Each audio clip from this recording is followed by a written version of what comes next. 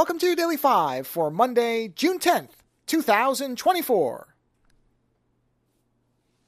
Some of you may have heard, I think I talked about on, actually now I think about it, on the last show, I think I talked about the new platform for artists called Cara, C-A-R-A, which has, oh yeah I did, because I read their whole thing about their anti-AI stance.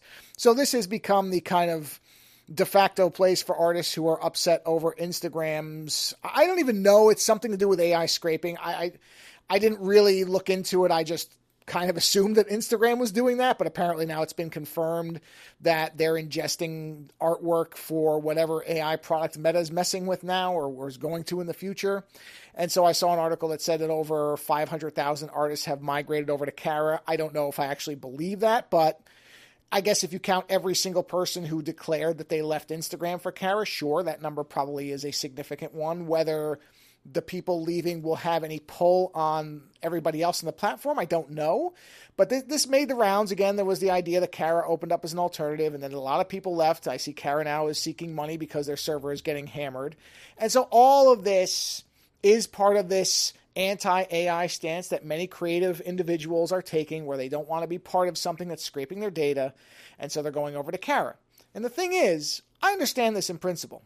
And, you know, I've talked about some version of this before on my kind of neutrality on this whole thing. And part of that neutrality is that inevitably this is going to be happening. This is not something that users can solve. Not really, because too many of these companies, if you actually go above the individual apps themselves, the individual platforms, it's not about Instagram or Adobe or whoever. It's about the fact that all these companies are in the same business. No matter what their competitive stature may seem to be on the surface, they're all ultimately doing the same thing, which is trying to extract as much money from the user base that they have as they can.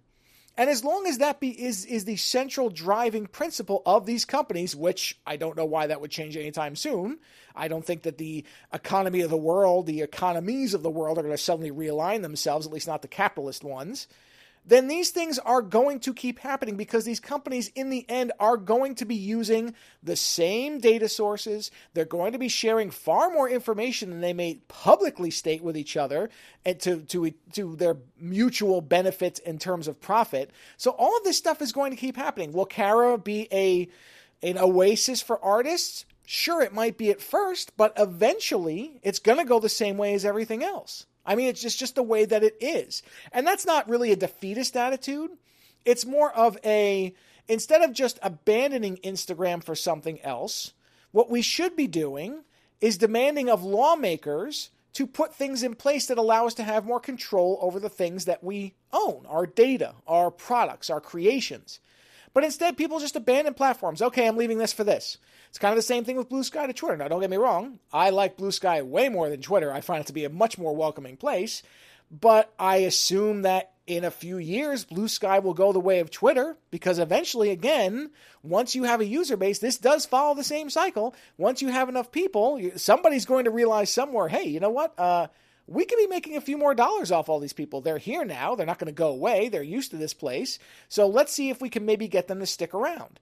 And it'll start innocently enough, as it always does. It'll be, could you pay a few dollars to keep things going? Which, again, I'm not saying that's disingenuous or being deceitful. They may be looking for and should be compensated for the work they're putting into a platform. But then greed tends to set in almost every case. That's how it goes. Or Blue Sky or whatever, or Cara will get acquired. Somebody will walk up with a multi-million-dollar check, and no rational person is going to pass that up. I mean, that's just the way the world works.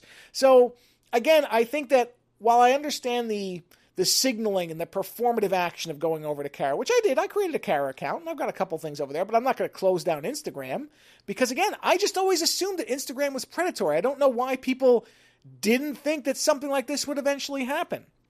So I've got a thing over on Cara, but I'm not sitting here congratulating myself that I'm dealing a blow to Instagram, because that's not what's happening. Even if every single artist left Instagram, I don't think that's going to matter. It's not as if it was exclusively an artistic and creative haven.